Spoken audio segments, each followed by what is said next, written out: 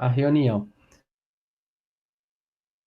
Momento tácito dos senhores e das senhoritas.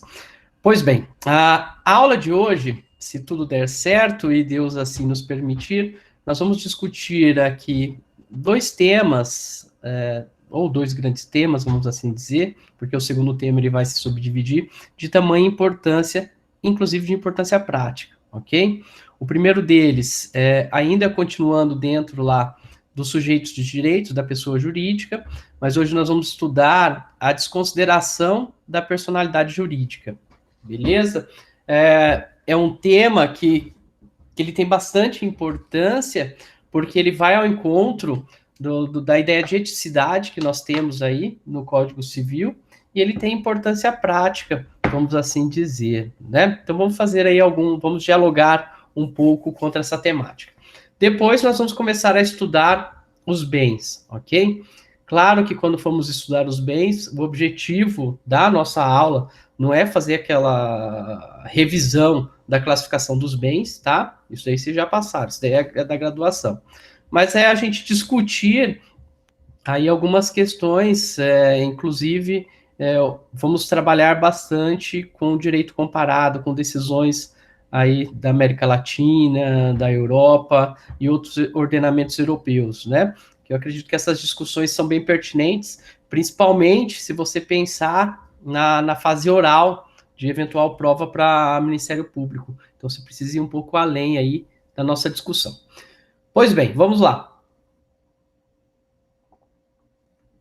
Para a gente pensar em desconsideração da personalidade jurídica, né? Então, a gente pensar nesse instituto, é importante a gente lembrar, ok? Que o ordenamento jurídico brasileiro, quando ele fala em pessoa jurídica, ele adotou a teoria da realidade técnica. O que isso quer dizer? Isso quer dizer que as nossas pessoas jurídicas, elas vão nascer, elas vão existir a partir do momento do registro, ok? Claro que quando nós pensamos, por exemplo, em sociedades, nós temos lá a possibilidade de fazer o contrato social, assinar o contrato social, e eu tenho prazo de 30 dias para registrar, por exemplo, na junta comercial, então teria um efeito, né, ex nunc, mas a ideia que nós temos é que a partir do registro nasce aquela pessoa jurídica e ela vai ser dotada de personalidade jurídica. O que isso quer dizer em termos práticos? Em termos práticos, isso quer dizer que aquela pessoa que ganhou personalidade jurídica, ela vai ter algumas titularidades. E ao ter essas titularidades, isso importa dizer, então isso significa que ela vai ser o sujeito de direitos e deveres e não pode ser confundido com a figura dos seus sócios, ok? Então, eu confundir a pessoa jurídica com a figura dos seus sócios é totalmente equivocado. Claro que a depender do tipo societário que é adotado, os sócios vão ter uma responsabilidade X ou Y para com as obrigações da pessoa jurídica, tá? Mas a ideia aqui é de que eu não confundo. E pensando nisso, para deixar claro isso daí, a Lei da Liberdade Econômica, agora em 2019, vem e institui o artigo 49A, que vai dizer que a pessoa jurídica não se confunde com seus sócios, associados, instituidores ou administradores. Beleza? Então, isso é importante a gente ter em mente. O que isso quer dizer? Isso quer dizer que eu apenas poderei imputar ao sócio ou a outra pessoa que não aquela pessoa jurídica uma determinada obrigação, um determinado dever, se eu estiver diante da situação de desconsiderar a personalidade jurídica. Sem a desconsideração da personalidade jurídica, não há como eu imputar essa obrigação, ok? E isso é um tanto quanto interessante, porque na prática, o pessoal confunde muito, advogados, enfim, promotores, juízes até, ministros, enfim, as pessoas confundem muito essas questões, ok? Do que é da pessoa jurídica e o que é efetivamente da pessoa física ou do seu sócio. Uma discussão que eu tenho aqui no escritório, para vocês terem ideia do que eu estou falando. Em uma ação de divórcio, nós tivemos a discussão aí da sociedade que havia lá, que foi criada na constância do casamento, e ficou decidido que a sociedade, ali as cotas sociais, deveriam ser divididas entre os cônjuges, ok? No caso prático, o meu cliente, o estabelecimento empresarial, ele está todo no nome da pessoa física e não no nome da pessoa jurídica. Aí que entra a questão. A princípio, ele vai ter que dividir esse estabelecimento empresarial? Então, aqueles bens lá que formam o estabelecimento empresarial, ele vai ter que dividir? A princípio, não. Por quê? Aquele estabelecimento não está em nome da pessoa jurídica. E o que a gente alega é que ele foi utilizado a título de comodato. Está vendo? E, portanto, como poderia atingir esses bens e, eventualmente, a esposa, a ex-esposa aqui no caso, ela ter direito a essa divisão? Somente por meio da desconsideração da personalidade, ok? E nesse caso, para vocês entenderem aí a dimensão do que eu estou falando, nesse caso, a advogada não se atentou a isso e ela está achando que ela vai dividir também o estabelecimento empresarial. O que para o meu cliente é uma beleza, né? Porque eventualmente a gente vai discutir se ela vai poder futuramente ainda discutir a desconsideração da personalidade, tendo em vista que a gente já tem uma sentença transitada e julgado que sequer foi cogitado quanto a isso, né? Então, ou seja, já foi dividido os bens. Então, em tese, ela teria que entrar com uma ação de sobrepartilha, mas a sobrepartilha, no entendimento do STJ, pressupõe a sonegação. Estão vendo? Então, assim, as pessoas na prática não terem essa consciência de o que é da pessoa jurídica, o que é da pessoa física ou do sócio, enfim, isso pode causar muitos danos, problemas que eventualmente aí gera uma responsabilidade civil até para o profissional, beleza? Pois bem, o que é a desconsideração da personalidade jurídica, tá? Ela nasceu como uma teoria. Então, teve um autor alemão, o Sirek, que ele vai sistematizar essa questão, porque começou-se a discutir o seguinte ponto. Bom, esse ente moral, esse ente coletivo, que ele foi criado, a partir do momento que ele ganha personalidade e logo ele não se comunica, muitas vezes ele pode ser utilizado como um instrumento de fraude, não é verdade? E se ele for utilizado como instrumento de fraude, por óbvio que a legislação não pode concordar com isso, não é verdade? Então começou-se a criar uma teoria para que, em algumas situações, desde que ficasse demonstrado que aquele ente criado, aquela pessoa jurídica, tivesse ocorrido um desvio de finalidade ou ela tivesse sido utilizada como forma de fraudar, ok? Eu poderia desconsiderar essa personalidade e imputar aquelas obrigações aos seus titulares. Então, percebam, a teoria da desconsideração da personalidade jurídica, ela surge para coibir fraude. Ela pressupõe ilícito, ok? Só que aí vem um problema. Ou, enfim, mas foi uma opção legislativa que nós tivemos. Eu vou apresentar para os senhores e para as senhoritas aqui uma tabela que eu fiz, ok? Como que essa teoria, hoje, da desconsideração da personalidade jurídica, ela está aí para nós, no nosso ordenamento jurídico. Então, eu poderia dizer que nós temos aí a teoria maior, a teoria menor e a teoria positiva. A teoria positiva sou eu que utilizo esse nome, tá? Então, é algo que eu defendi na minha tese de doutorado. Mas eu já tinha defendido em alguns outros artigos para a revista dos tribunais, para a revista de direito empresarial. Pois bem, o que são essas teorias? A teoria maior é essa clássica, tá? Que o professor Fabrício Coelho, por exemplo, ele vai dizer como a aplicação correta da desconsideração da personalidade. Beleza? Então, o professor Fabio Coelho, ele utilizava esse conceito de teoria maior e teoria menor, que é utilizado pelo STJ, tá? Então, o STJ utiliza a teoria maior e teoria menor. O professor Fabio Coelho utilizava isso em seus livros, mas de um tempo para cá, nas suas últimas atualizações aí, versões dos seus livros, ele começou a aplicação correta e incorreta da desconsideração da personalidade, tá?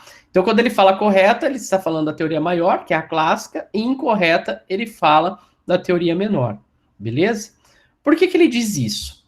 Então, vamos ficar primeiro nessas duas, tá? Teoria maior e teoria menor.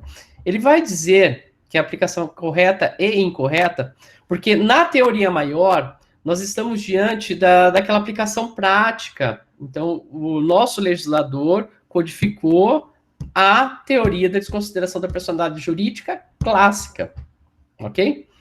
Só que nós tivemos com o CDC, lá na década de 90, uma opção do nosso legislador em, além de positivar a teoria maior da desconsideração da personalidade jurídica, que tem como pressuposto o ilícito civil, ok?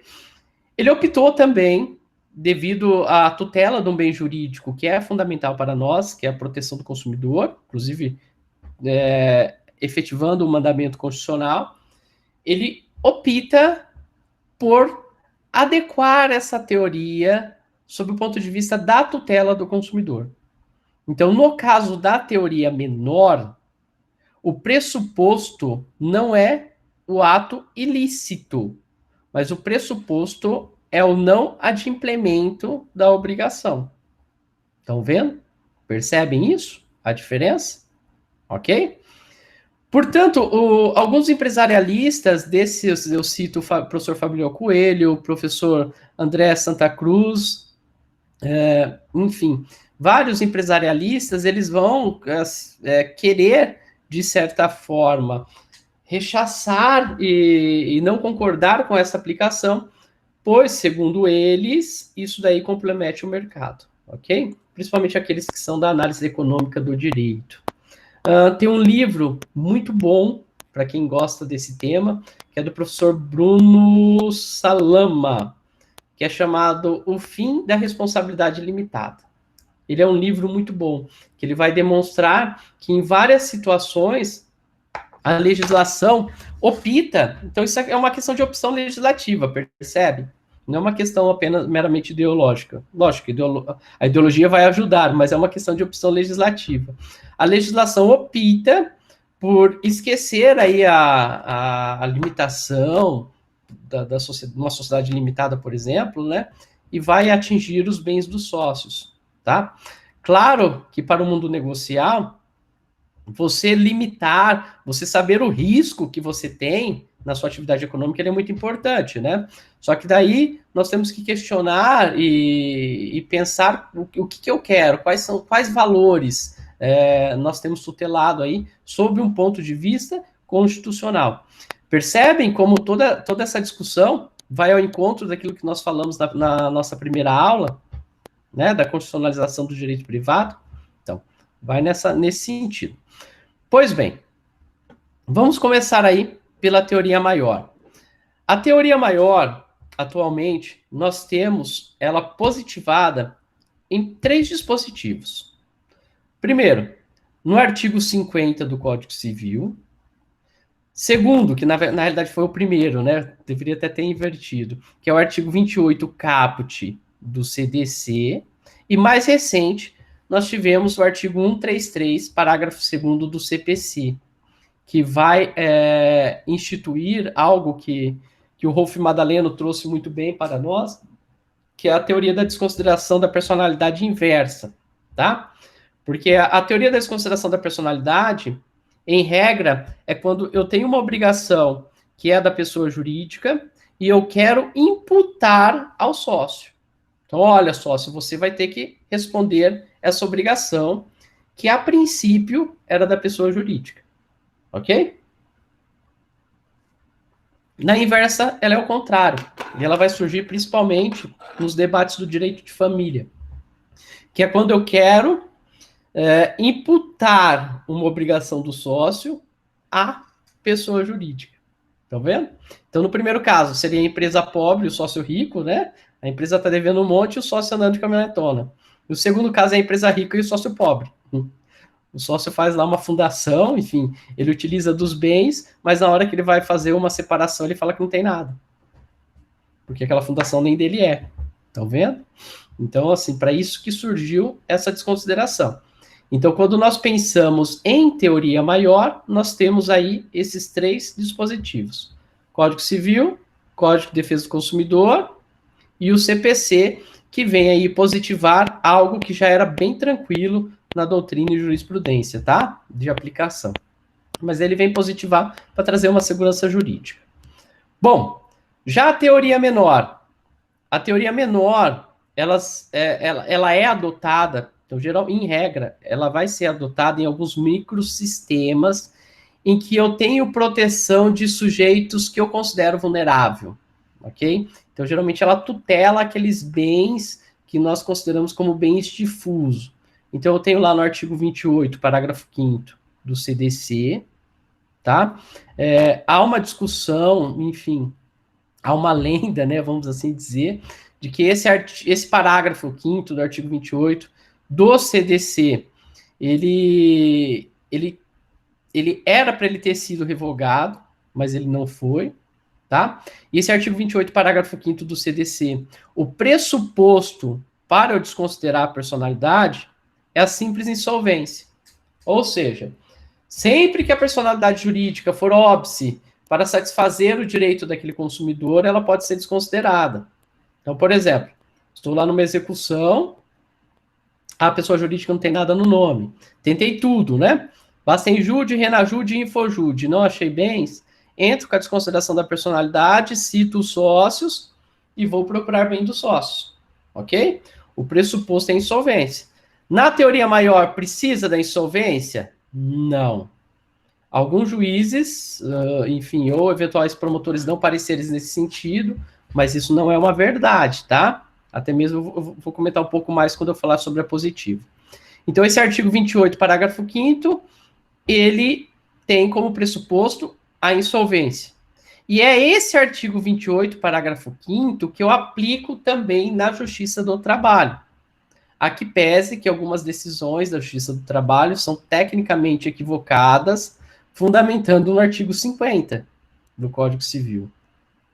Tá? O fundamento para aplicar a desconsideração da personalidade na Justiça do Trabalho, por insolvência, tem que ser o 28, parágrafo 5º. Porque o simples fato, isso é sedimentado, tá, na jurisprudência, o simples fato da pessoa jurídica dever, ou seja, não adimplir com seus compromissos, não é pressuposto de uma atividade ilícita, não é um ilícito civil você dever. Estão vendo? Então não seria justificativa para eu desconsiderar a personalidade na perspectiva da teoria maior, ok? Então eu aplicaria o artigo 28, parágrafo 5º do CDC, tendo como fundamento aí os artigos 8º, parágrafo 1º e 769 da CLT, que fala da aplicação subsidiária da lei comum. Beleza? Bom, tenho também a teoria menor positivada no artigo 4 da Lei do Meio Ambiente, que é a Lei 9.605 de 98. Então, essa lei vai falar que sempre que a personalidade for óbice para a tutela do meio ambiente, ela pode ser desconsiderada. E eu coloquei aqui um outro exemplo, que nós temos mais hipóteses legais, tá? O artigo 34, parágrafo único da Lei 2.529, que é a Lei de Defesa da Concorrência. Então, sempre como for óbice aí para a defesa da concorrência, ok? Sempre quando for óbice aí para a defesa da concorrência, então eu posso desconsiderar a personalidade. Seria caso aí de você ter uma mesma empresa, assim, você tem duas empresas, mas elas estão sob a subordinação de uma mesma pessoa, pela administração de uma mesma pessoa. E elas acabam fazendo aí um monopólio, estão vendo? Então, elas criam duas ou mais empresas só para criar aquela falsa sensação de concorrência, beleza? Além disso, nós temos legislações relacionadas ao petróleo também, que vão tratar sobre isso. Mas o mais importante é isso que está aí para vocês. Tranquilo? Então vamos lá. Vejam bem, ó. Ah, já respondo você, tá, Márcia? Então vejam bem. Aliás, vou responder a Márcia primeiro. A desconsideração da personalidade jurídica na execução no juizado civil é possível? Sim, plenamente possível. E é super comum, tá? Em termos práticos, como que você faz? O pedido de incidente, ele é como se fosse uma petição inicial. Então, você faz lá uma petição inicial, tem que qualificar a pessoa, qualificar os sócios, tá? No Projude, você vai lá, por exemplo, se for juizado especial civil, você vai lá e coloca tem uma abinha lá, deixa eu abrir aqui, que eu tô até com o Projude aberto. Tem uma abinha lá falando pedido incidental. Então, você vai colocar lá pedido incidental e você abre o incidente. É super tranquilo, tá? Não há nenhum tipo de vedação e é muito comum também. Então vamos lá, agora aqui para a gente entender a teoria positiva que eu criei. Que eu criei não, né? Que eu apresentei aí para a comunidade acadêmica. A teoria maior, ela tem como pressuposto o ato ilícito. Então, ela tem como pressuposto o ilícito, uma fraude, confusão patrimonial. Claro que na maioria das vezes, a nossa preocupação para desconsiderar a teoria, ou para desconsiderar a personalidade jurídica, é quando a empresa não paga, não é verdade?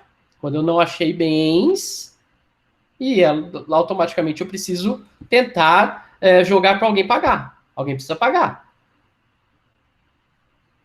Mas, meus queridos, a desconsideração da personalidade jurídica, ela não serve apenas para isso. Ela serve para várias outras situações. Então, imagine um caso em que tem um determinado sócio e esse sócio ele está dando prejuízo para a empresa, seria a situação aí de desconsiderar a personalidade, tá vendo? E tentar imputar aquela obrigação para ele, como forma de proteger até a própria empresa. Estão vendo? Que nós vimos na aula passada que ela tem interesse próprio, que se distingue do interesse do seu sócio. Então percebam que na teoria maior, a insolvência ela não é tão relevante para desconsiderar. Claro que o meu objetivo enquanto advogado, por exemplo, do credor, muitas vezes está ligado à insolvência. Mas o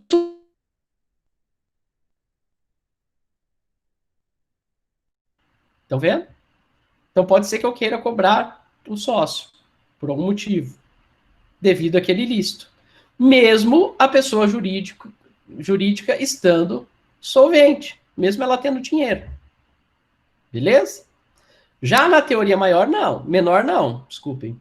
Na teoria menor, o pressuposto é insolvência. Então, eu nem discuto o ato ilícito.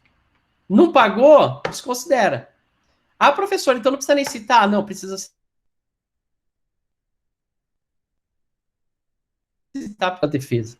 Imagine os senhores e as senhoritas, por exemplo, numa ação trabalhista em que a empresa foi revel. E vai ser citado o sócio. Só que ele tem vários comprovantes de pagamento. Será que ele pode discutir isso? Me parece que sim, pela vedação do enriquecimento sem causa, né? Então vamos supor lá, foi condenado e pagar, porque o reclamante falou que não eram pagas horas extras, que não foram pagas férias, 13º. Só que a empresa foi revel, então a empresa não, naquele determinado momento, ela não comprovou aquilo, por isso ela foi condenada. Poderia o sócio discutir isso? Ao meu ver, sim. Ao meu ver, sim. Então, no incidente, ele fala, olha, eu não vou pagar isso daqui porque já foi pago. A legislação, o direito privado, veda o enriquecimento sem causa. Estão vendo? Então, na teoria menor, por mais que, na maioria das vezes, você não tem discussão nenhuma, né? Você só cita o sócio por uma questão formal, porque é o pressuposto da insolvência. Então, não pagou, o sócio tem que pagar. Mas eu preciso ainda citar. Então, vamos lá, ó. Com base nessas duas teorias, eu comecei a perceber, e daí eu fui escrevendo alguns artigos sobre, que nós poderíamos também utilizar a desconsideração da personalidade jurídica de forma positiva. Positiva aqui, eu falo no sentido de tutelar, de proteger a pessoa jurídica, de proteger a empresa, com base na função social da empresa, com base na importância que ela tem. ok?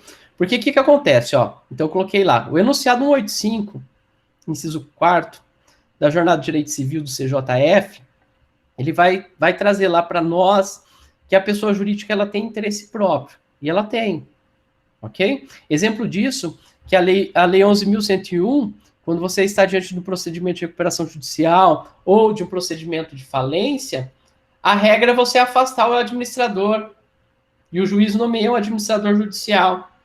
Estão vendo?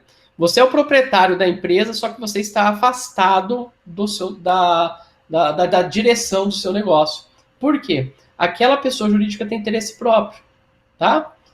Também utilizo como fundamento aí o artigo 797 do CPC, que fala que tem que ser que os bens que têm que ser executados é daquela pessoa que de fato tem a dívida. E utilizei, tendo como fundamento, 2 decisões judiciais, mas que eu não vou comentar agora, que eu vou comentar mais para frente. Uma decisão judicial que foi lá do Sergipe, que reconheceu como bem de família o imóvel de titularidade da pessoa jurídica, o imóvel foi dado como garantia para uma transação de outra empresa, tá? Então ele reconheceu como bem de família, protegendo a empresa e a família. E uma outra situação no Rio Grande do Sul, que nós vamos estudar um pouco mais para frente, quando falarmos sobre os bens, em que também foi reconhecido como bem de família um determinado imóvel, em que esse imóvel era dos sócios, então os sócios tinham esse imóvel, ele pegou esse imóvel, transferiu para a pessoa jurídica para integralizar o capital social, ou seja, para formar a sociedade, só que veio uma execução fiscal e penhorou o imóvel. O juiz reconheceu como bem de família. Estão vendo? Essas formas aí eu nominei como a desconsideração da personalidade positiva. Ok? Porque eu utilizo a desconsideração da personalidade jurídica não para coibir uma atitude ilegal, ilícita, que vai contra os mandos da boa-fé objetiva, mas sim para tutelar um bem maior, que é a dignidade humana, que é o direito fundamental aí, a moradia. Beleza? Pois bem, essa desconsideração da personalidade jurídica positiva que eu falei, eu entendo que ela pode ser aplicada em algumas situações também, e nesse caso a importância de vocês aí, na condição de Ministério Público, né, que participa, por exemplo, de uma ação de falência. Em algumas situações, o Ministério Público teria legitimidade para entrar com um pedido de incidente de desconsideração da personalidade, desde que ele perceba que naquela determinada situação, um sócio ou alguns dos sócios, ou algum deles, ou todos eles, praticaram algum ato ilícito e utilizaram aquela pessoa jurídica como forma de fraudar credores, por exemplo. Estão vendo? Então, eu estou utilizando a desconsideração da personalidade jurídica em favor da própria pessoa jurídica. Beleza? Pois bem,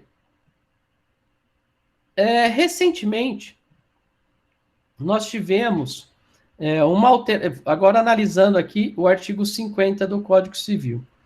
Recentemente, nós tivemos uma alteração no Código Civil e, ao meu ver, foi uma alteração positiva, tá? Então, a lei aí de liberdade econômica, claro que essa lei, como eu disse, vai ser discutida a sua constitucionalidade ou não, tá? Então, queria que o Poder Legislativo se antecipasse e já resolvesse esse problema, né? Essa discussão, que nada impede de fazer um projeto de lei e fazer essa alteração aqui. Aí sai a discussão da inconstitucionalidade da medida provisória lá, que nós vimos na aula passada. Então, essa lei 13.874, que foi a conversão lá da medida provisória, que traz lá os direitos da liberdade econômica, ela vem aqui e dá uma melhorada na redação do artigo 50 do Código Civil, tá? Então, olha como ficou. Então, como que nós temos atualmente aí o artigo 50 do Código Civil? Ele diz o seguinte, ó, em caso de abuso da personalidade jurídica, então, tá vendo? Abuso do direito, pressupõe abuso de direito. O que vai ser esse abuso? Caracterizado pelo desvio de finalidade, ou seja,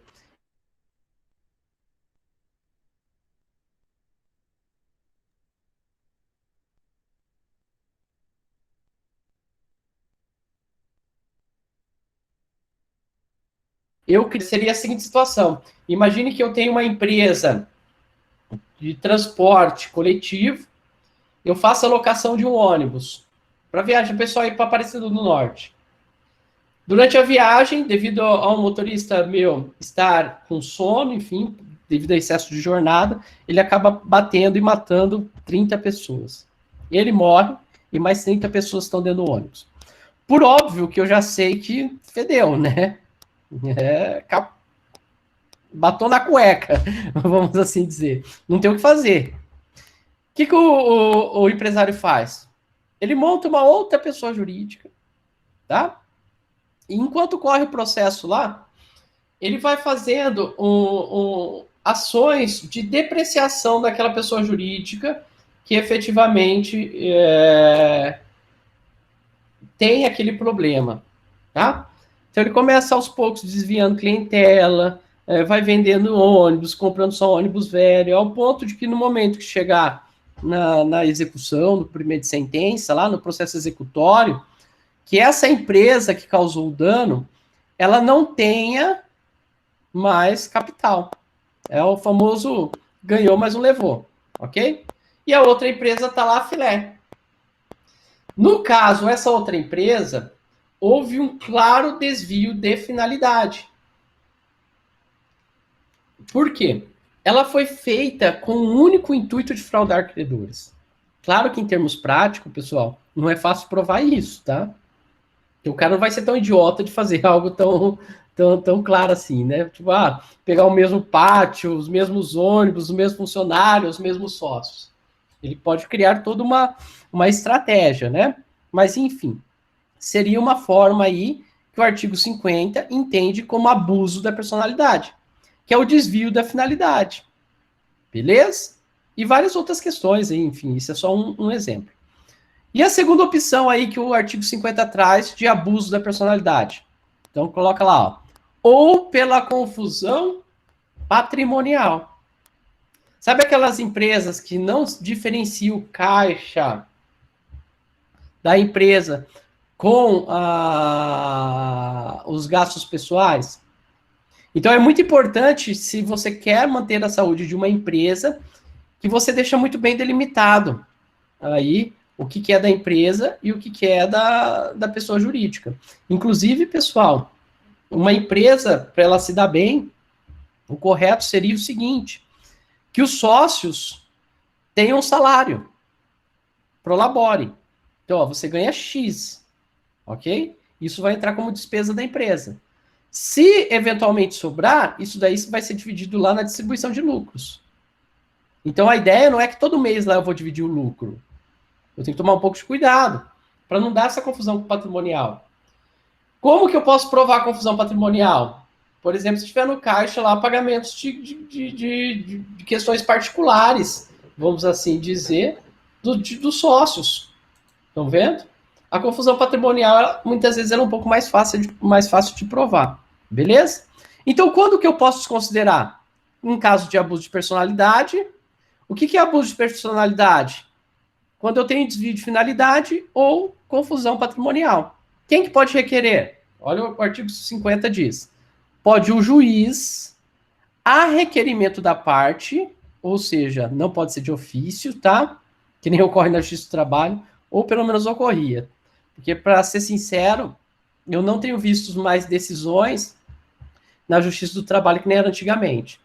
Quando o juiz de ofício já desconsiderava lá e já tentava, enfim, desconsiderava e já colocava os sócios lá no polo passivo, tá?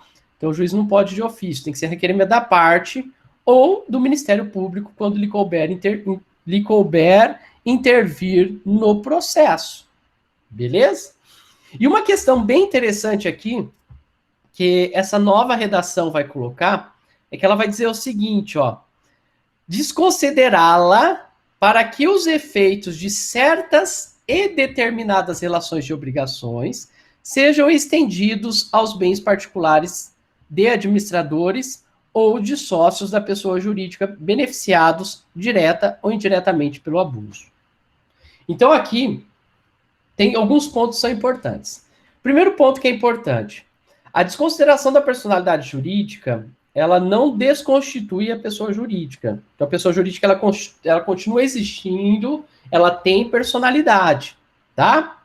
Eu só desconsidero naquele caso específico. Então, por isso que eu tenho que fazer um incidente.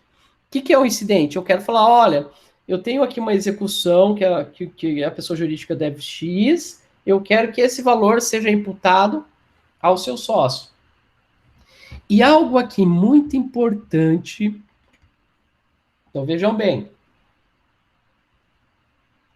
algo aqui muito importante é que qual sócio que vai responder? Aquele sócio que foi beneficiado, direta ou indiretamente. Estão vendo? Então vai ser o administrador, muitas vezes ele que tem o poder aí de gestão da empresa, ou o sócio que foi beneficiado direta ou indiretamente. Beleza? Então isso ficou muito bom. Essa redação ela ficou muito boa no sentido de deixar claro que se eventualmente você tem só aquele sócio investidor, que ele não vai responder. Lembrando, queridos e queridas, isso daqui nós estamos falando da teoria maior, tá? Tudo isso daqui que nós estamos falando não se aplica ao justiça do trabalho, não se aplica nas relações de consumo. Beleza? Bom, aí vem o artigo 50, e ele vai... Antigamente nós tínhamos só o artigo 50, tá? Ele não tinha mais nada, então mudou um pouco a redação do caput, e foi adicionado alguns parágrafos. E esses parágrafos eles vieram em boa hora. Então o parágrafo primeiro, ele vem e vai definir, tá? O que é desvio de finalidade. Estão vendo? Então, assim, eu tenho um conceito jurídico indeterminado, mas esse conceito jurídico indeterminado, ele tem um conceito legal. Então, a própria legislação traz para nós o que viria a ser desvio de finalidade. Então, o parágrafo 1º do artigo 50 diz: para os fins do disposto neste artigo, desvio de finalidade é a utilização da pessoa jurídica com o propósito de lesar credores e para a prática de atos ilícitos de qualquer natureza. Estão vendo? Então, o que é desvio de finalidade? Quando eu quero lesar algum credor, ou se eventualmente eu estou utilizando aquela pessoa jurídica para um ato ilícito. E o artigo não para por aí. Ele também vem, e eu vou apresentar agora para os senhores e para as senhoritas, ele também vem e vai trazer um rol exemplificativo, ou seja, não é um rol taxativo, do que eu vou entender por confusão patrimonial, tá? Então, se antes ele diz lá o que é desvio de finalidade, agora ele vai dizer o que eu entendo por confusão patrimonial. Então, o que vai ser confusão patrimonial? Entende-se por confusão patrimonial a ausência de separação de fato entre os patrimônios, caracterizada por... Então, o que isso quer dizer? Na prática, eu não divido o que é pessoa jurídica e o que é pessoa física. Isso é uma das piores coisas que eu tenho de gestão. Só por Deus para a empresa dar certo quando eu não faço essa distinção. Ou o negócio é muito bom, tá? E em momento de crise o bicho pega. Porque é importante eu diferenciar o que é da pessoa jurídica, o que é da pessoa física. Por exemplo, eu na minha advocacia, eu tenho um CNPJ. Só que há uma confusão patrimonial total. Agora eu tenho conta da pessoa jurídica que eu precisei. Mas eu nem mexo ela, nem uso ela. Só uso para receber, em algumas situações. Por exemplo, essa aula da pós. Eu recebo pela pessoa jurídica. Mas o resto eu mexo tudo na minha conta de pessoa física. Estão vendo? É uma confusão patrimonial? Total. Tá? Claro que no meu caso não faria diferença, né? Porque a responsabilidade é minha mesmo, no exercício das minhas profissões. Mas vamos lá. Então, o parágrafo 2º do artigo 50, ele vem e coloca lá o inciso 1º. Cumprimento repetitivo pela sociedade de obrigações do sócio ou do administrador ou vice-versa. Então, aquela coisa, a pessoa jurídica paga o telefone, paga o clube, paga o plano de saúde, enfim. Ou o sócio também, que fica pagando aí dívidas da pessoa jurídica. Beleza? Segundo exemplo do que viria a ser aí confusão, o que poderia caracterizar a confusão patrimonial. Transferência de ativos ou de passivos sem efetivas contraprestações, exceto os de valor proporcionalmente significante. Tá? Então, seria aquela coisa, eu fico transferindo ativos aí da pessoa jurídica para a pessoa física, ou para a figura do sócio, né? Sem uma contraprestação. Seria quase uma espécie de doação, né? E o terceiro, outros atos de descumprimento da autonomia patrimonial. Esse terceiro aí, outros atos de descumprimento da autonomia patrimonial, ele quer dizer, meus queridos, que na prática, na praxe, aquela empresa, aquela pessoa jurídica, enfim, aquele ente coletivo, ele não se distingue do seu sócio. Estão vendo? Então, eu tenho formalmente uma pessoa jurídica, mas há uma confusão total. É como se ela não existisse. Beleza? Pois bem, o parágrafo 3º, tá? Ele vem complementar aí a teoria da desconsideração da personalidade jurídica inversa, porque ele vai dizer o seguinte, ó, o disposto no caput e nos parágrafos 1º e 2º deste artigo também se aplica à extensão das obrigações de sócios ou de administradores à pessoa jurídica. Então, pensem bem, seria a questão lá do que é muito comum. A pessoa tem uma empresa e ele tem um prolabore de salário mínimo. Aí ele está numa discussão de alimentos, ele fala que ele ganha só o salário mínimo. Estão vendo? E de repente eu quero imputar aquela obrigação à empresa, ou ele não paga, enfim. Existem situações, por exemplo, em que ele não paga, ok? E daí, nesse caso, eu posso instaurar um incidente de desconsideração da personalidade inversa. Eu querer imputar à pessoa jurídica uma obrigação que era do sócio. Imagine que você, advogado, ou você, Ministério Público, dando parecer, numa execução de alimentos, verifica que sempre aquele devedor, ele muitas vezes deixa de adimplir a obrigação. Então, você já tem lá cumprimento de sentença pelo rito da expropriação, e você tem cumprimento de sentença pelo rito da prisão. Daí o cara vem e paga só o rito da prisão. E da expropriação ele não quer pagar. Por quê? Ele não vai preso, né? Não tem nada no nome dele. E em algumas situações, se ficar demonstrado aí, né, as hipóteses do caput do artigo 50, você poderia desconsiderar a personalidade e imputar a essa pessoa, aquela pessoa jurídica, aquela obrigação alimentar. Querem ver um exemplo? Imagina o marido que tem uma pessoa jurídica no nome da mulher, tá? Eles são casados em regime de separação consensual de bens. E a mulher, em tese, que é a dona da empresa. Só que, de fato, quem que manda na empresa é ele.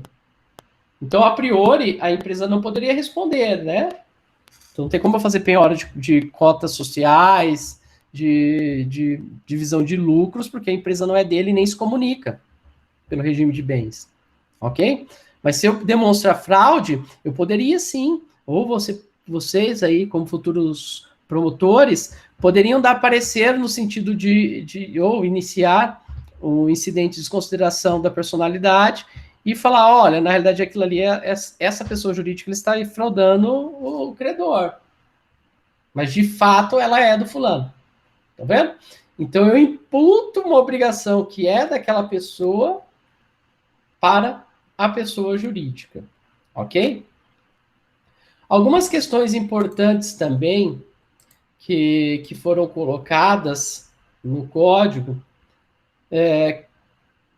que assim, no direito do trabalho eu tenho muito problema, mas, enfim, essas alterações legislativas, ela se preocupou muito em disciplinar melhor, né, em trazer assim mais definições dentro do seu texto de alguns problemas práticos que nós tínhamos.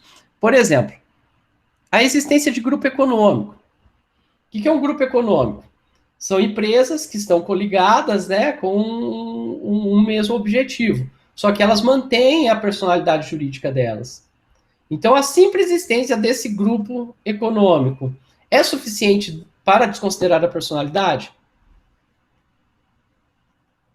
Em outras palavras, seria motivo para desconsiderar a personalidade?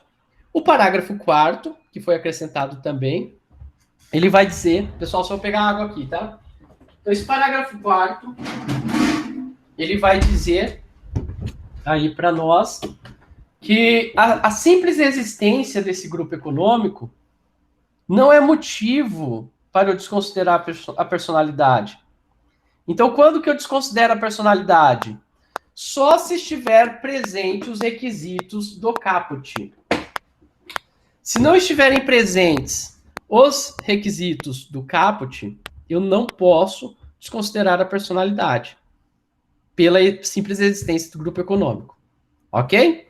E o parágrafo 5º, ele também vai trazer uma questão importante para nós, que ele diz o seguinte, ó: não constitui desvio de finalidade a mera expansão ou a alteração da finalidade original da atividade econômica específica da pessoa jurídica.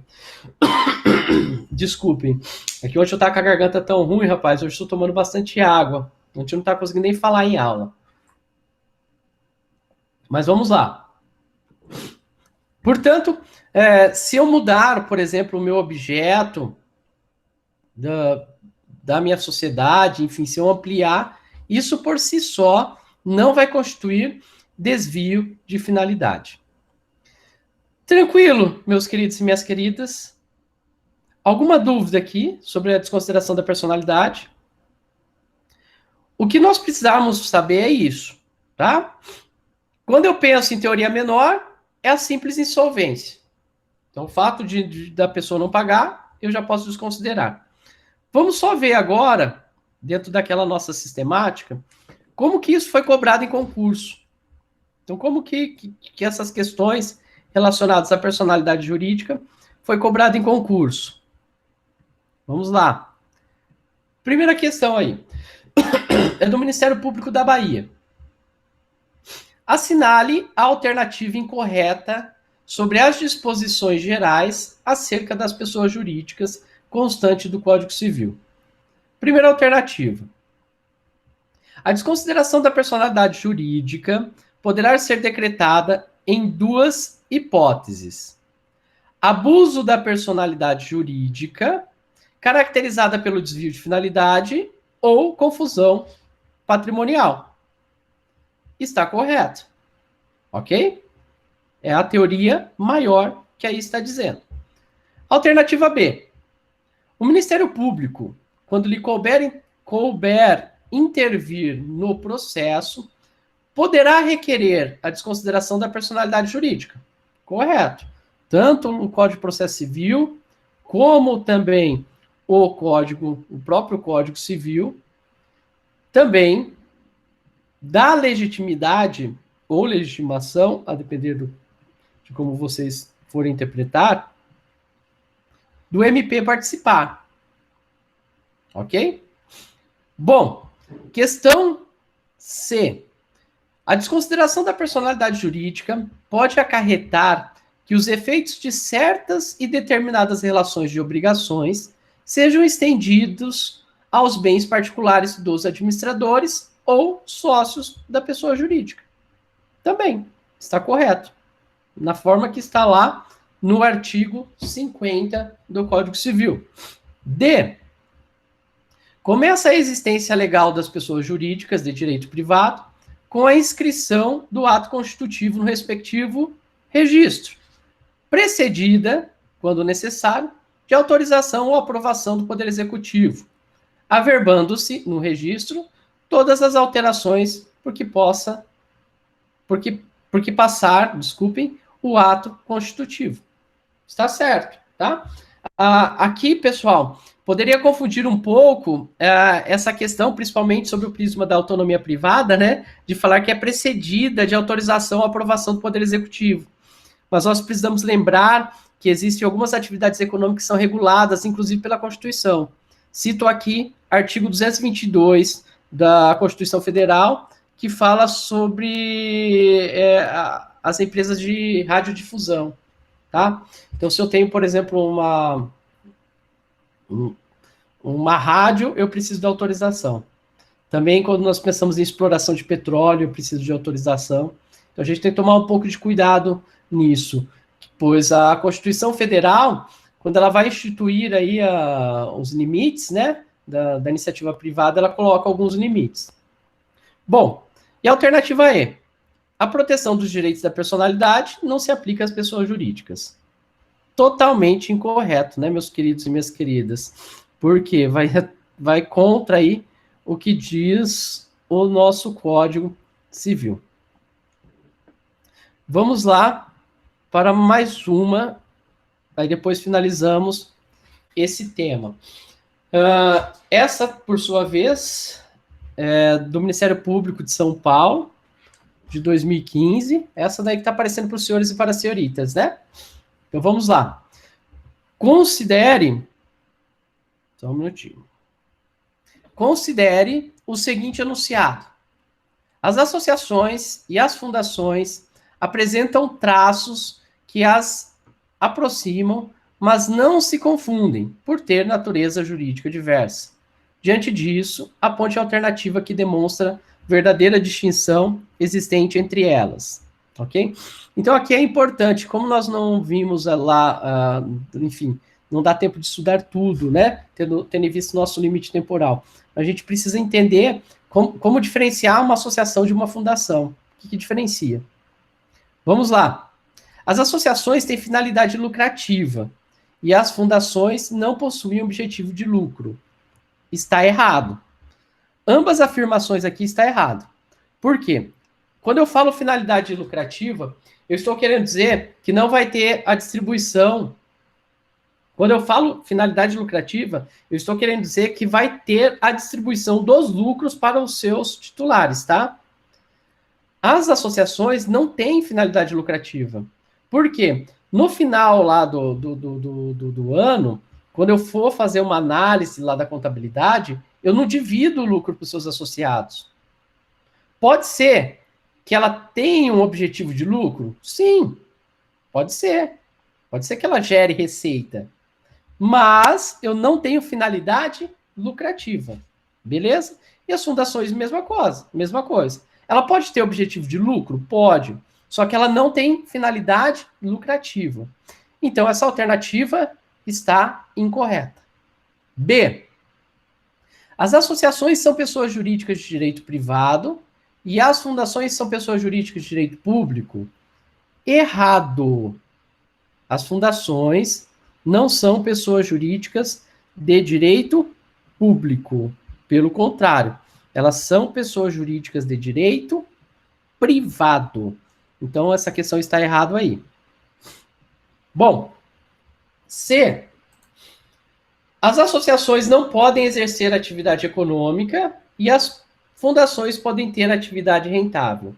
Na realidade, pessoal, as associações podem sim exercer atividade econômica, não há nenhuma vedação legal quanto a isso. A única questão é que ela não tem lá, como nós comentamos, finalidade lucrativa. Ou seja, ela não vai distribuir os lucros para os sócios. Então está errado. D. As associações, pelo objetivo social, integram o chamado terceiro setor. E as fundações, ausente tal propósito, não desenvolvem ações de interesse social. Nada a ver, pessoal. Associação não tem nada a ver com o terceiro setor. Porque eu posso ter uma associação específica do interesse de algumas pessoas. Ok? E as fundações, o pressuposto dela é o interesse social. Então, qual que seria a alternativa correta? A alternativa E, que diz o seguinte: as associações têm seu elemento principal nas pessoas. Então, geralmente eu faço uma associação para representar o interesse de alguém. Associação dos Funcionários do Banco do Brasil. Associação dos Funcionários, enfim. Estão vendo? Ou a SIC, Associação Comercial, que é o interesse lá das pessoas, dos empresários. E as fundações têm seu elemento essencial no patrimônio. Então, nós temos que pensar que as fundações, elas têm aí como pressuposto, elas se formam, ok? A partir da constituição de um patrimônio. Então, não me interessa as pessoas, o que me interessa é o patrimônio. Então, sempre quando eu montar uma associação, eu estou afetando aquele conjunto de bens para aquela determinada atividade que tem relação com algum interesse social. Beleza, meus queridos? Tranquilos até aqui? Ok. Pois bem, nesse ponto, nós acabamos, ok? A parte das pessoas. Então, nós temos que pensar o seguinte, ó. Nós temos um tripé do direito civil. Primeiro, são as pessoas, que são sujeitos de direito. Segundo, são as coisas, que é o objeto de direito. E o terceiro são as relações jurídicas, que é o fato ou ato jurídico, tá? Então, toda relação jurídica, toda a nossa vida jurídica, ela é pautada nisso. Nenhuma pessoa, por meio de uma relação jurídica, transforma, enfim, o objeto do direito. Estão vendo? Então, por exemplo, eu vou na padaria comprar um pão. Fui na padaria, eu, Fábio, vou comprar da padaria, daquele empresário, o objeto de direito, o pão, a relação jurídica, contrato de compra e venda. Ok? Então, a parte geral nossa do Código Civil, ela se divide nesse tripé. Nós já avançamos aqui o primeiro, das pessoas. Na aula de hoje, se Deus assim nos permitir, e o tempo também, claro, eu acredito que não vai dar tempo de ver tudo. Mas vamos lá, porque além de brasileiro, eu sou brasileiro, não desisto nunca. Nós vamos começar a ver aí esse segundo pé aí que nós temos da nossa parte geral do Código Civil, que são os bens. Ok? Então, os bens, quando eu penso em bens, vamos lá que eu vou apresentar uma tela para os senhores, porque aqui é importante a gente fazer uma discussão filosófica. Espera aí que deu ruim.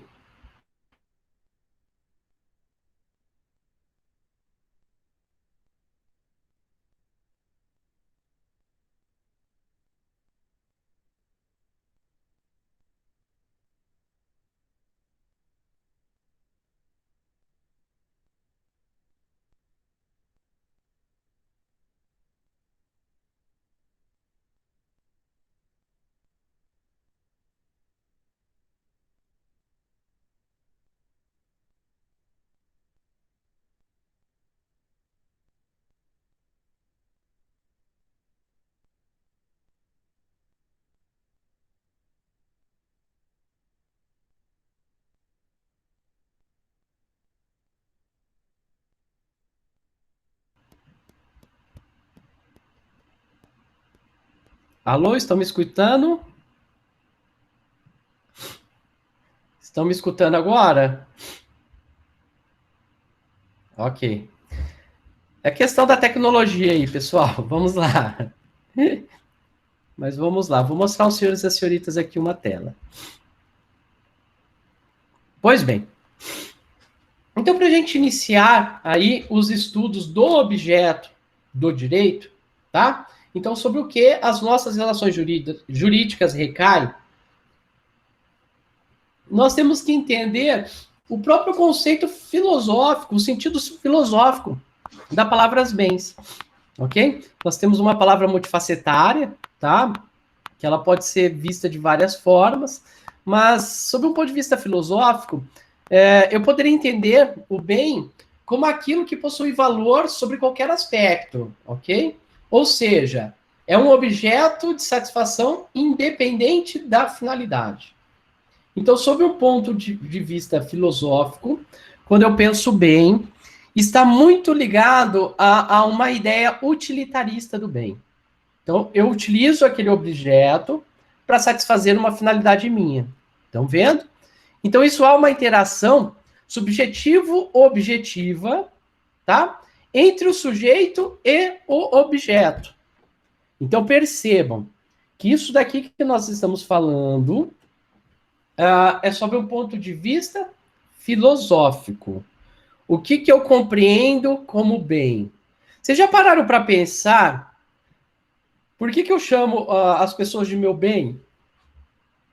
Tipo sua esposa, namorada, ou enfim, uma pessoa querida mesmo, que você tem uma relação de amizade, é o meu bem. Por quê? Aquela pessoa, ou melhor dizendo, que não podemos coisificar, né? Mas aquela relação que nós temos é um objeto de satisfação para mim. Estão vendo? Só que, sob o ponto de vista jurídico, nós não podemos necessariamente transplantar, plasmar essa ideia meramente utilitarista, vamos assim dizer, né? Mas como dessa ideia de objeto de satisfação para o direito. Então, nós temos que adequar esse conceito. E eu trouxe aqui para os senhores e para as senhoritas um conceito do Washington de Barros Monteiro, que é um conceito clássico, que ele vai dizer que o conceito jurídico de bens, tá, vão ser valores materiais ou imateriais que podem ser objeto de uma relação de direito. Então, nós temos que entender, meus queridos e minhas queridas, deixa eu parar aqui de transmitir para vocês, que vai que eu caio de novo. Nós temos que entender, meus queridos e minhas queridas, que o direito, ele tem a preocupação, sim, com os bens. Só que ele vai ter a preocupação com os bens a partir do momento que esse bem pode ter uma relação com o direito. Estão vendo? Pensem, por exemplo, lá na teoria do Miguel Reale, do fato, valor e norma. Quando que eu vou ter efetivamente aí que regulamentar determinada coisa na relação? Quando aquilo ganha uma importância. E aqui, para a gente estudar dentro dessa ideia de bens, então, quando eu adjetivo bem com jurídico, os nossos amigos penalistas, eles estão um pouco à frente de nós. Por quê? No direito penal, eles discutem muito a tutela do bem jurídico. Então, por exemplo, vocês que querem ser promotores, em grande maioria vai atuar, ou se não na sua totalidade, vai atuar na esfera penal, vocês vão se deparar com algumas normas típicas penais que se discute se aquele bem jurídico tem que ser tutelado pelo direito penal. Estão vendo? Cito aqui um exemplo. Os crimes contra a honra tem que ser tutelado pelo direito penal? Ou seria uma censura prévia? Porque vejam bem, eu sou livre para falar o que eu quero, tá? Eu tenho liberdade de expressão. Claro que essa minha liberdade de expressão ela tem que ser com liberdade e responsabilidade. Mas, enfim, eu falar que determinada pessoa é idiota, é vagabundo, enfim, isso aí tem que ser um crime? Ou será que o direito civil seria suficiente para resolver? Estão vendo? O direito penal se preocupa com isso. Porque o direito penal ele vai tutelar só aqueles bens jurídicos que são fundamentais. Ok? Para nós aqui do direito civil, não interessa se é bem jurídico fundamental ou não, tá? Então, para nós do direito civil, interessa o próprio conceito de bem jurídico. E aqui me parece um conceito muito bom do professor Luiz Regis Prado, grande penalista, enfim, acredito que todos os senhores e as senhoritas conheçam a obra dele. Então, o Luiz Regis Prado, ele vai dizer que bem jurídico vem a ser um ente, então ele coloca lá dado ou valor social, material ou imaterial, aurido do contexto social. Estão vendo? Eu pegar aquilo que está lá dentro do nosso contexto social e eu agrego um valor àquilo. Por isso que ele traz lá, que é um dado ou um valor social. De titularidade individual ou meta-individual, reputado como essencial. Então, eu entendo como essencial. Vejam que aqui ele trabalha a palavra essencial e não fundamental. É diferente, tá? Bem jurídico fundamental são aqueles bens jurídicos que são essenciais e fundamentais. Então é mais, tá? Para a coexistência e o desenvolvimento do homem em sociedade. Então, como os senhores e as senhoritas podem perceber, quando eu trabalho a ideia do bem jurídico aqui, principalmente trazendo dos autores do direito penal, me parece que eles conseguiram captar essa percepção de relevância dentro de um contexto social. E aí vem um sentido subjetivista que ele chama, que esse bem jurídico, ele tem como fonte um valor cultural. Então, são coisas que, para mim, é importante de forma individual, dentro de uma perspectiva kantiana, ou neocantiana, se queiram chamar assim, tá? Mas que em um determinado momento a sociedade entende como aquilo importante e se torna um valor cultural. Tá? Discussões que nós fazemos. Pensem, por exemplo, o cavalo. Durante muito tempo, o cavaleiro era visto como mão de obra. Hoje, por exemplo, na cidade de Londrina, a gente já não pode mais ter essa exploração. Estão vendo? Então vai mudando. Esse bem jurídico ele é constante. Ele muda de acordo com a sociedade. O que antigamente tinha importância, hoje não tem. Eu estava dando aula ontem para os alunos do secretariado executivo, falando sobre dano moral e assédio moral, enfim. E alguns alunos começaram a questionar sobre bullying e assédio moral, né? Aluno de primeiro ano da faculdade. E um dos alunos me perguntou, falou, professor, mas, enfim, como se isso é tão... Lógico, é aluno de secretariado executivo, então não tem noção do direito. Ele falou assim, mas se essas leis são tão atuais, né, contemporâneas, como que fazia antes? A minha resposta é que as leis sobre dano moral, na realidade, não são contemporâneas. É que agora que a gente começa a tutelar. Se a gente pensar, a responsabilidade civil vem lá de Roma. Então vem. Só que agora que a gente começa a se preocupar com bullying, com assédio moral. Então, esse bem jurídico, ele vai mudando, entendeu? E também tem um autor alemão chamado Hans Welzel, não sei se assim se pronuncia, tá? Que no sentido objetivista, os bens jurídicos é um bem vital da própria comunidade. Então, eu tenho essa ideia de que o bem jurídico vai ser algo vital para a comunidade. Bom, vamos deixar lá as questões filosóficas e as questões do direito penal.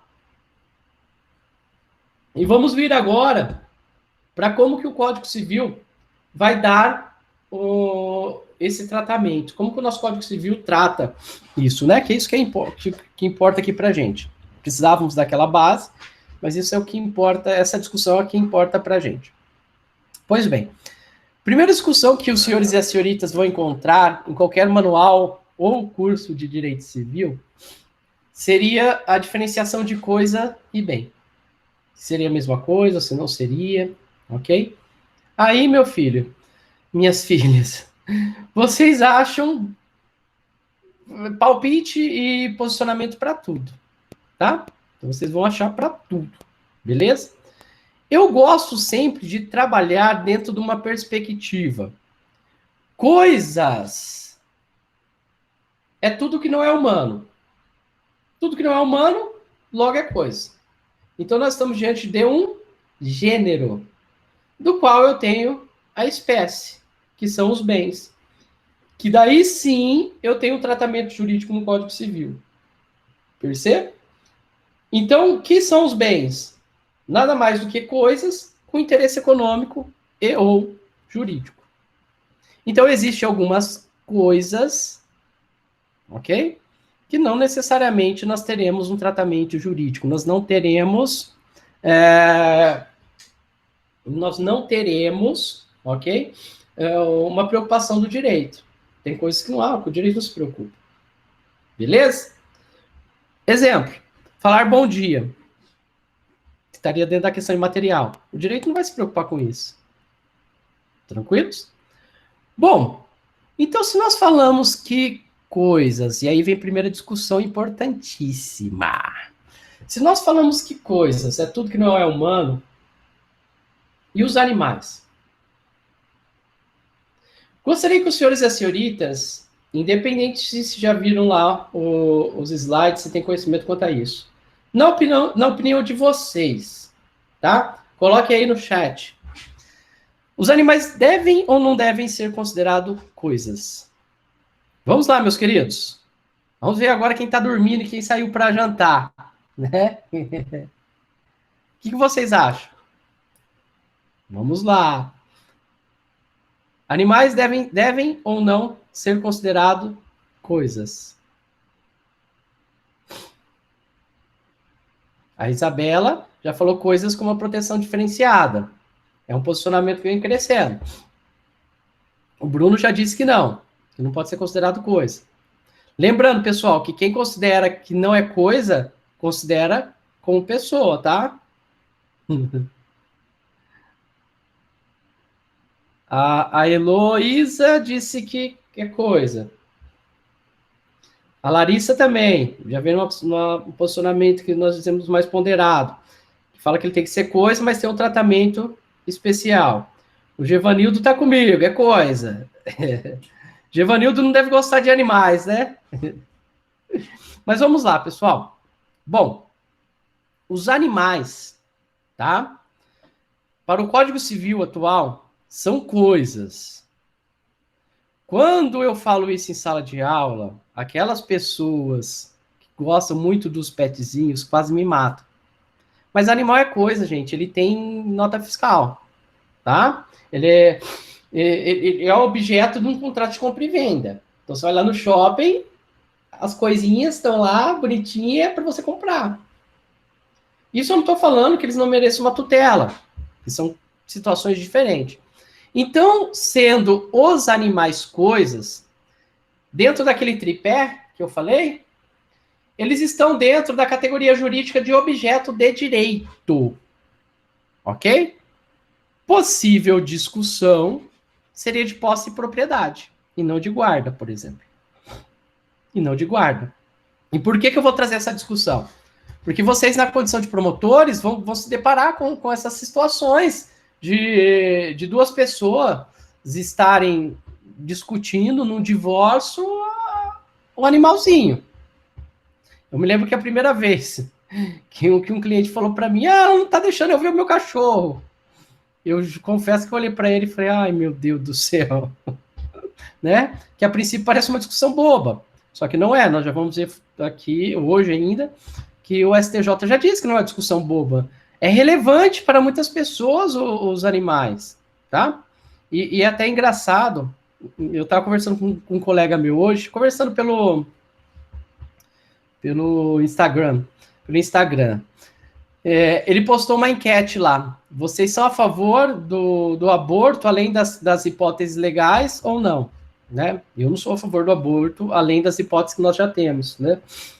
E uma maioria esmagadora dos amigos dele, tipo assim, 90% era a favor do aborto. Então, engravidei, enfim, eu e o meu chegado nos cuidamos, vamos lá e vamos fazer um aborto, porque nós queremos, ok? Aí eu mandei para ele, eu falei, rapaz do céu, nós somos uma cambada de pessoas assassinas, né? Aí eu falei para ele, faz a mesma pergunta, só que agora com pet. Quem que é a favor, por exemplo, de quando o cachorro, vamos pegar uma situação drástica, quando o cachorro tá me dando trabalho, se eu poder sacrificar ele. Ele tá dando muito trabalho eu sacrificar esse cachorro. Eu aposto aos senhores e às senhoritas que a maioria esmagadora das pessoas seriam contra isso. Tá? O que isso demonstra? Que muitas vezes os animais, devido à condição nossa da pós-modernidade, eles têm mais importância que pessoas. Tem animal que é mais bem tratado do que uma criança que está lá no sinal. A criança está passando fome, aí passa uma pessoa com um animal, enfim, dá uma comida cara para o animal e nem olha para a criança. Tá? Claro que isso não é crítica a quem tem esse posicionamento, pessoal, mas é para a gente pensar e qual é o reflexo disso no nosso ordenamento, tá? Então, a gente começa a ter problemas e a gente começa a ter discussão. Quem tem interesse nessa área, o professor José Simão, professor da USP, meu amigo, ele discute bastante isso, ele faz várias discussões relacionadas aos direitos dos animais, tá? Quando eu falo direito dos animais, nós não estamos falando de tutela dos animais, que isso nós já temos. A tutela do meio ambiente é constitucional, temos normas. Mas eu estou falando o animal enquanto sujeito de direito, tá? Então, o direito de ser por ele. Confesso para os senhores e para as senhoritas que eu tenho muita dificuldade quanto a isso. No mestrado que eu fiz na UEL, eu tive uma disciplina de direito ambiental e eu ficava assim, chegava a me doer de algumas teorias do direito ambiental de reconhecer a proteção da natureza por ela mesma, tá? Esse é um pensamento meu. Eu sei que tem teorias bem mais evoluídas, mas eu não consigo ter essa concepção. Mas isso é uma realidade jurídica que nós temos que discutir, então, aqui, se animais são coisas ou não. Bom, para a gente discutir e fazer aqui uma discussão um pouco aprofundada, tá? Então, por exemplo, como nós não... No direito brasileiro, se chega para você dar um parecer, se é promotor, tem que dar um parecer sobre a guarda de um animal, o que você faz? Procura aí legislação comparada, procura doutrina para você fundamentar.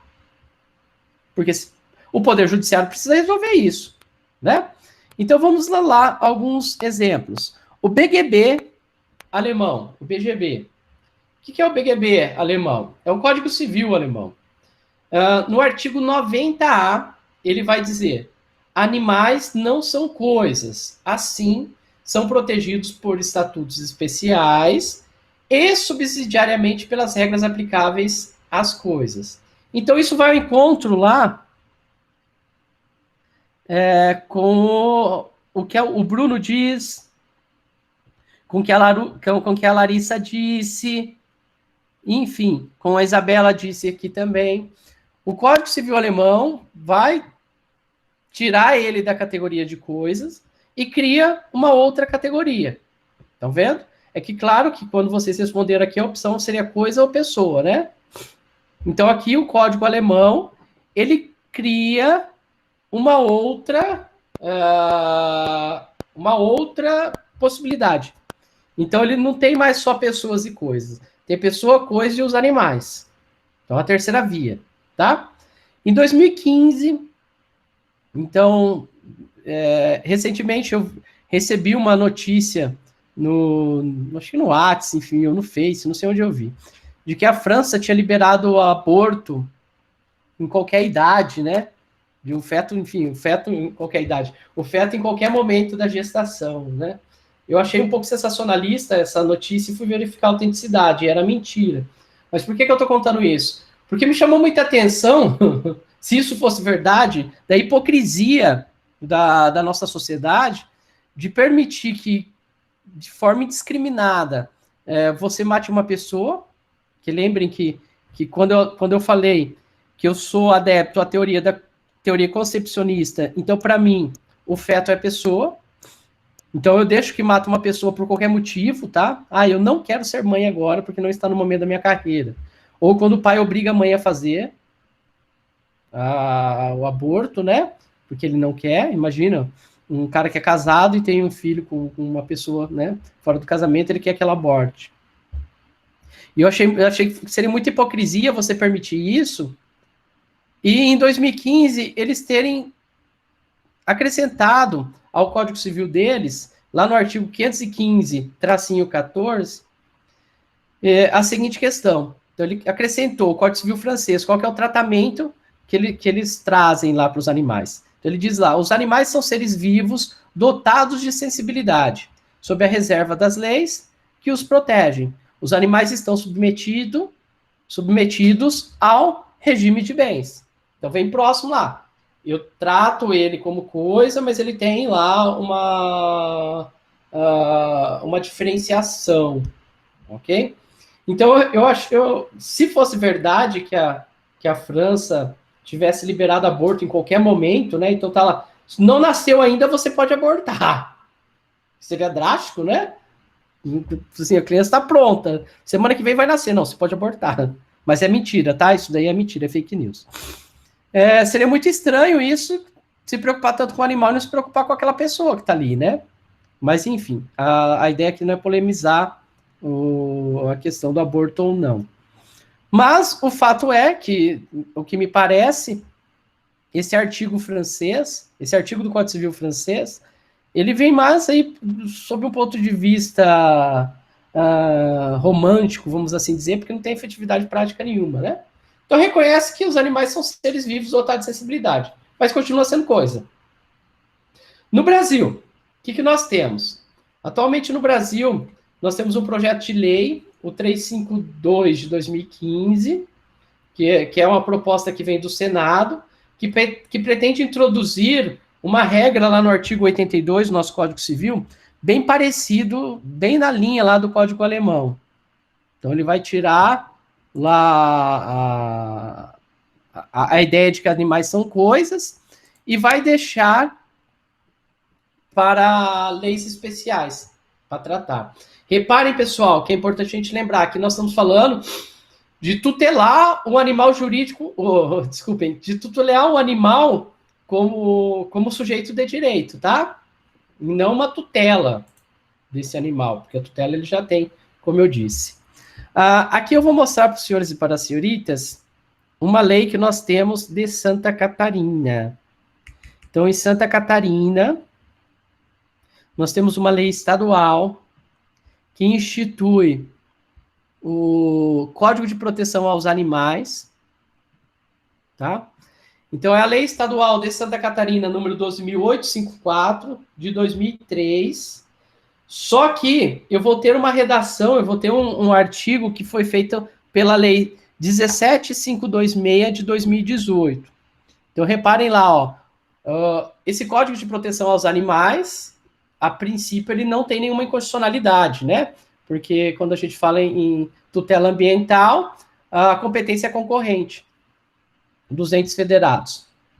Mas o que eu chamo a atenção dos senhores e das senhoritas é esse artigo 34A, que vai dizer: para os fins desta lei, cães e gatos ficam reconhecidos como seres sencientes. Não lembro quem que falou sencientes aí. Foi o Bruno. Então ali reconhece, tá, Brunão? Como seres sencientes. Até aí, tudo bem, né? Porque reconhecer como seres sencientes não altera a pessoa, não altera a natureza jurídica. O problema vem agora, que diz sujeitos de direito. Então, quer dizer, uma lei estadual de Santa Catarina, tá? Confere aos cães e gatos, então só um cão e gato, tá? Se você gosta de porquinho, você tem um porquinho de estimação, ele não tem tutela. Então, os cães e os gatos são sujeitos de direito. Beleza? Problemático, inconstitucional. Fere claramente o artigo 22, inciso 2º.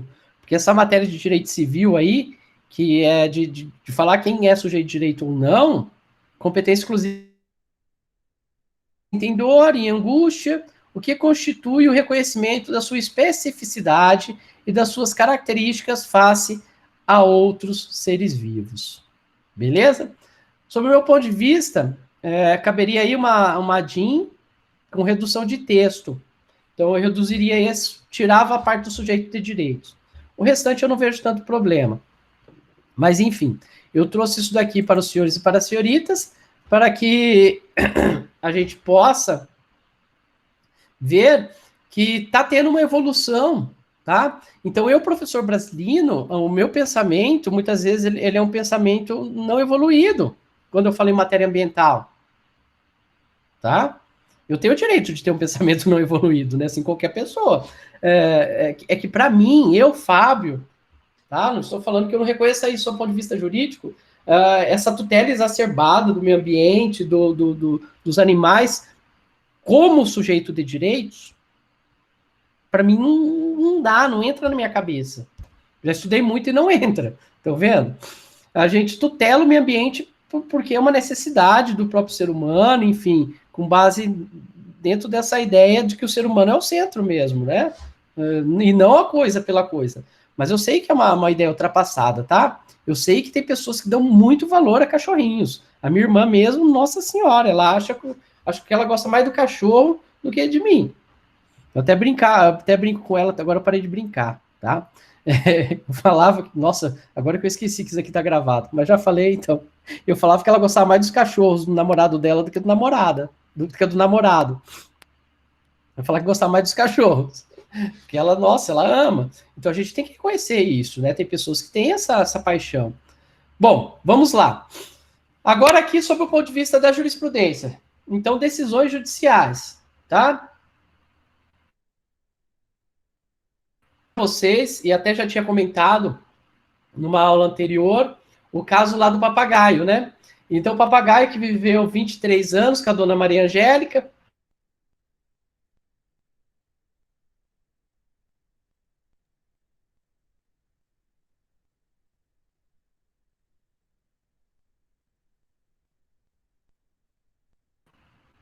E ela queria a guarda definitiva, tá? Claro que a gente não entra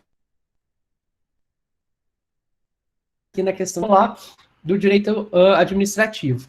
Mas por que eu mandei para os senhores e para as senhoritas esse acordo? Esse acordo é muito interessante, porque o relator é o ministro Fernandes, né, da segunda turma, que a segunda turma está dentro da primeira sessão, que trabalho importante para nós aqui. Primeiro, o resultado aí é que ela deveria ficar com a guarda definitiva. Primeiro ponto, violação à dignidade da dona Maria Angélica, que tinha vivido 23 anos com o papagaio, cuidado dele bem, fica naquela incerteza de que a qualquer momento poderia ir lá o IBAMA pegar o papagaio e levar para outro lugar, tá? Porque como que funciona antes dessa decisão, essa decisão foi paradigmática, porque a guarda provisória ela é muito tranquila. E nós sabemos que na prática a guarda provisória do papagaio, ela é meio que definitiva, porque é difícil você acha que está numa condição boa lá, na prática eles acabam deixando, tá? Mas é guarda provisória, fica naquela incerteza, né? Eu queria até ver se eu acabei não entrando no processo, mas eu gostaria muito de saber se esse processo for um advogado particular ou se for a defensoria pública, que acaba trazendo aí pra gente, né? Lutando, não que os particulares não lutem, mas é que muitas vezes a pessoa não quer pagar. Então você não vai entrar com recurso, a pessoa não pagou, obviamente. Bom, então os fundamentos aí, violação da dignidade da dona Maria, que o papagaio já tinha hábitos de ave de estimação. Então aqui é um ponto interessante. Questão comum. Só estou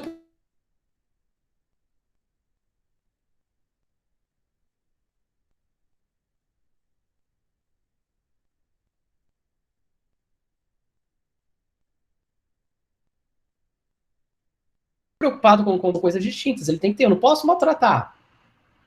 Mas ele é uma coisa. Mas um ponto que é importante, e quem tiver a oportunidade, dê uma lida só nesse tópico.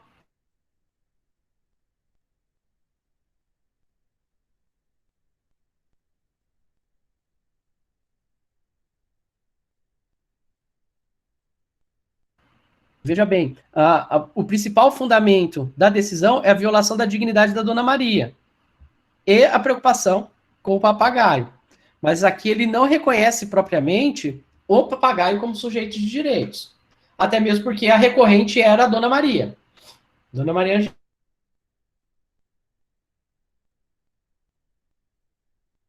Angélica. Ecológica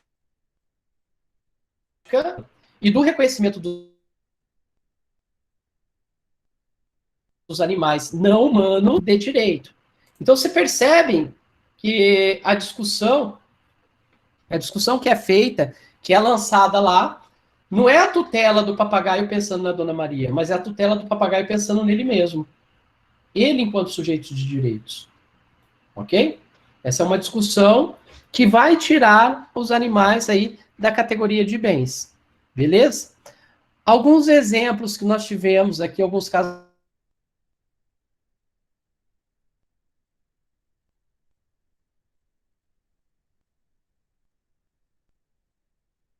para uma chimpanzé chamada Cecília. A Cecília, em chimpanzé, ela sofria de solidão em um zoológico, então a juíza dá um habeas corpus, automaticamente reconhecendo como sujeito de direitos. Se não me falha a memória, recentemente nós tivemos alguma questão de habeas corpus também no Brasil, tá? Eu não tive tempo ainda de procurar essa decisão, mas eu acho que eu vi algo sobre isso. Um caso aqui que eu trouxe para vocês, que é um caso interessantíssimo, tá? E daí faz a gente repensar na nossa teoria jurídica dos bens, essa teoria clássica, que a Corte Constitucional Colombiana, em 2016, claro que nós temos que pensar que a Constituição boliviana, colombiana, são constituições que valorizam mais a natureza, tá? Então eles se reconhecem, dão um valor até maior, mais significativo do que o valor que nós damos aqui na Constituição Federal, por uma questão cultural deles. Quem tiver interesse, pesquisa sobre isso. A Corte Constitucional Colombiana, e aqui que vem a questão interessante, em mão civil, ela reconhece que o rio Atrato é sujeito de direitos. Então, ela reconhece que um rio é sujeito de direitos. Ok? Então, reparem aqui que esse rio ele poderia ter tido uma tutela jurídica, que seria uma sanção pela poluição.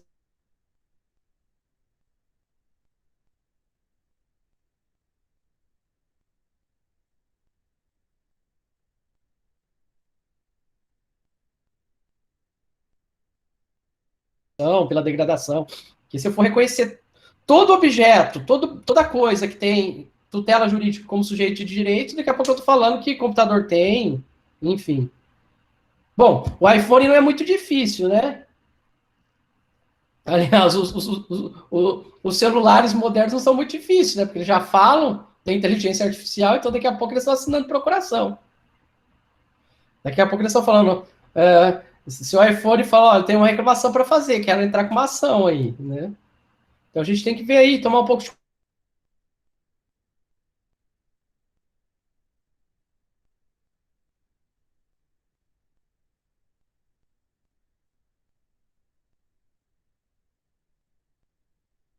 cuidado de manter ainda os animais dentro da categoria dos bens. Precisamos dialogar enquanto sociedade, enquanto juristas. Beleza? Bom,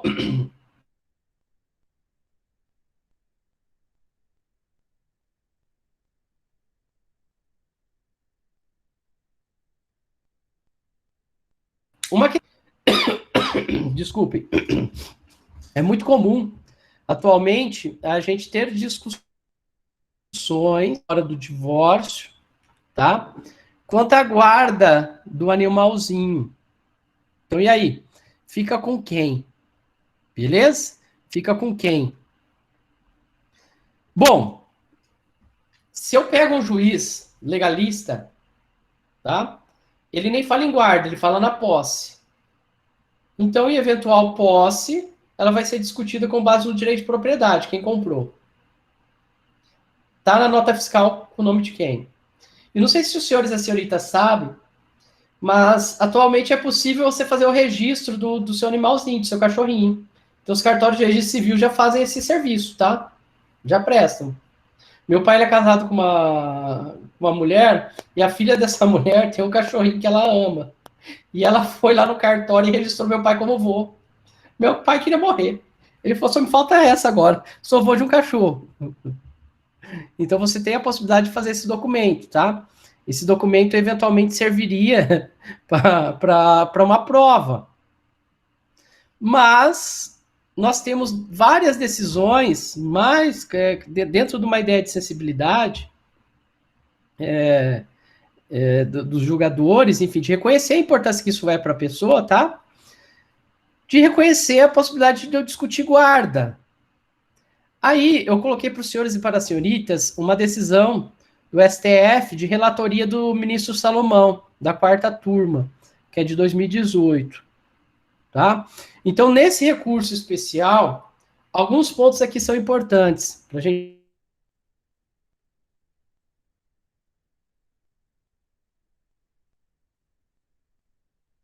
deixar aí visão que os animais são coisas, ok?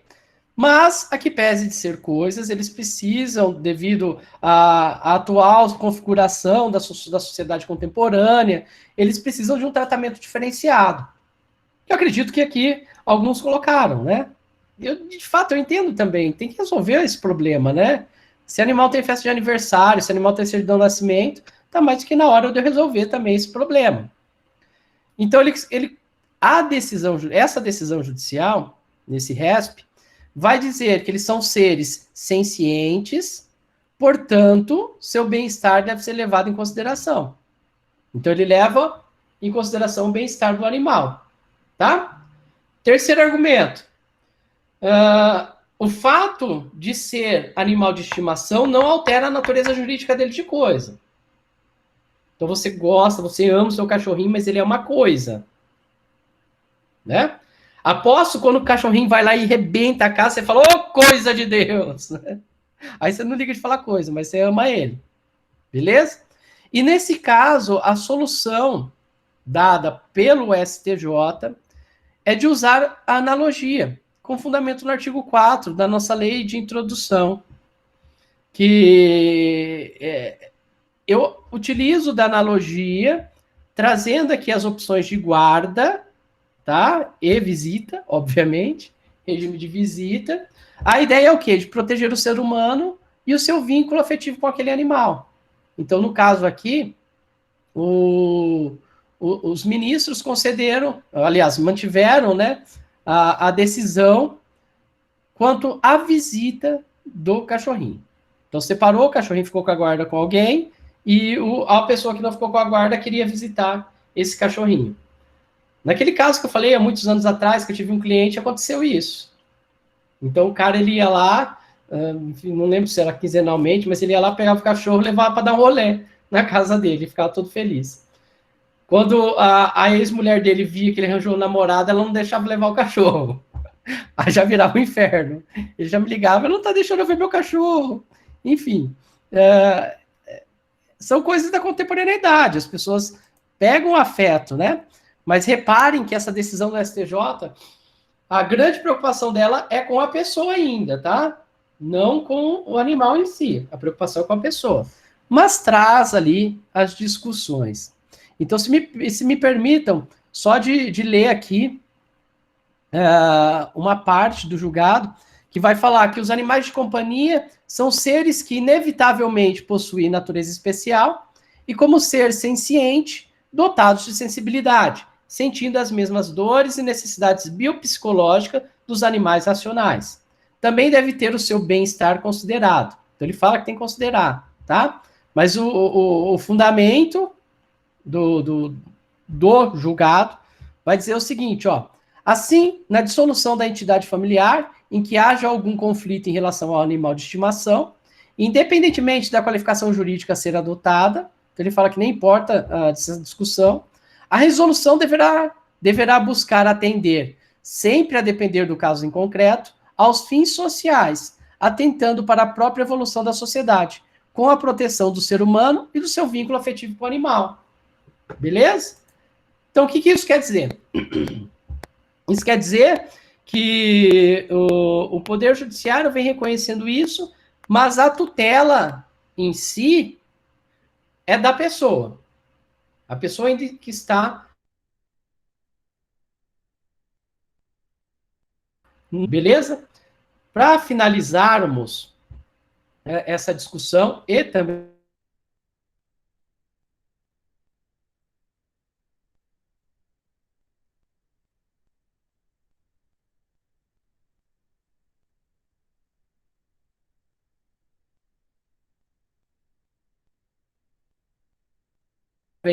eu acho um pouco exagerado. Nós temos que entender que não são pessoas. E isso que eu estou falando não é assim porque eu tenho um pensamento, enfim, de que o animal é coisa. Mas, por exemplo, a minha mãe, ela ama animais, ela deve ter, assim, uns 30 gatos, enfim, ela é vegetariana, ama os animais. E daí eu converso, porque assim, eu gosto de perguntar para a pessoa, para eu ter, né, o posicionamento dessa pessoa, para eu saber o porquê, porque às vezes para nós é difícil, né? Eu sempre brinco quando eu vou falar sobre alguma questão.